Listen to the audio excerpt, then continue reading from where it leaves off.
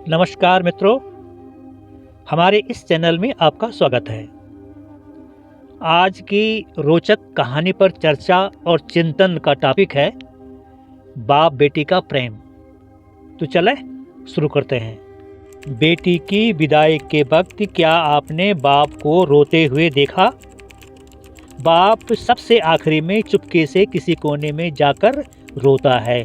क्यों? चलिए आज विस्तार से हम आपको बाप बेटी के प्रेम की सच्चाई को बताते हैं। जब बेटी की विदाई होती है तो उस विदाई के समय बाकी सब भावुकता में रोते हैं, क्योंकि बेटी आज घर से पराए घर के लिए विदा हो रही है। परंपराओं का निर्वहन भी करना है, पर बाप अंत में उस बेटी के बचपन से विदाई तक के बीते हुए पलों को याद करके रोता है। बेटी के जन्म से लेकर विदाई होने तक की सारी यादें ताज़ा हो जाती हैं। माँ बेटी के रिश्तों पर तो बात होती है, पर बाप और बेटी का रिश्ता भी समुद्र से गहरा होता है। हर बाप घर के बेटे को तो गाली देता है, धमकाता है, मारता है, पर वही बाप अपनी बेटी की हर गलती को नकली दादागिरी दिखाते हुए नज़रअंदाज कर देता है। बाप का अपने बेटी के प्रति स्नेह और प्रेम लड़के की तुलना में कुछ अलग किस्म का होता है। बेटे ने कुछ मांगा तो एक बार डांट देता है, पर अगर बिटिया ने धीरे से भी कुछ मांगा तो बाप को सुनाई दे जाता है। और जेब में रुपया हो या न हो, पर बेटी की इच्छा पूरी कर ही देता है।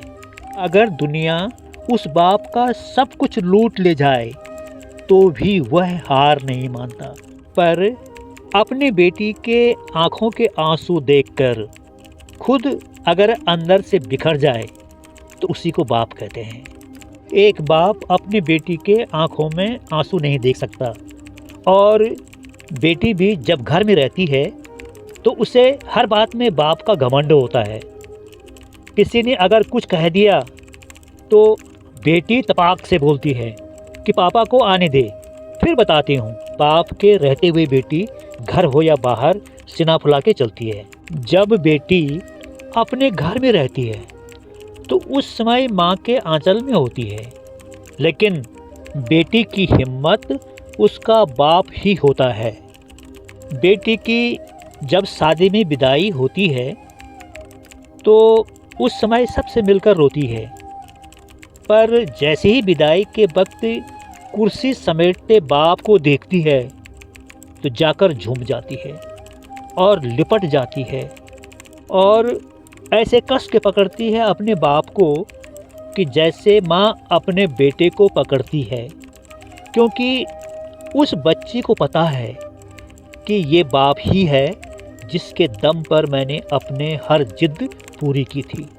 खैर, बाप खुद रोता भी है और बेटी की पीठ ठोक कर फिर हिम्मत देता है कि बेटा बस 4 दिन के बाद आ जाऊंगा मैं तुमको लेने के लिए, और खुद उसके बाद जानबूझकर वहाँ से निकल जाता है किसी कोने में छिपने के लिए। अपने आप को रोक नहीं पाता है, और उस कोने में जाकर वह बाप कितना फूट फूट कर रोता है, इस बात को केवल एक बेटी का बाप ही समझ सकता है।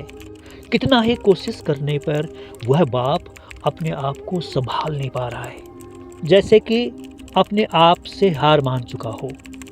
बेटी की शादी के बाद का जीवन अपने ससुराल में व्यतीत होता है, लेकिन अपने मायके में जब तक बाप जिंदा रहता है, बेटी मायके में हक से आती है और घर में भी जिद कर लेती है, और कोई जब कुछ कहे तो डट के बोल देती है कि ये मेरे बाप का घर है।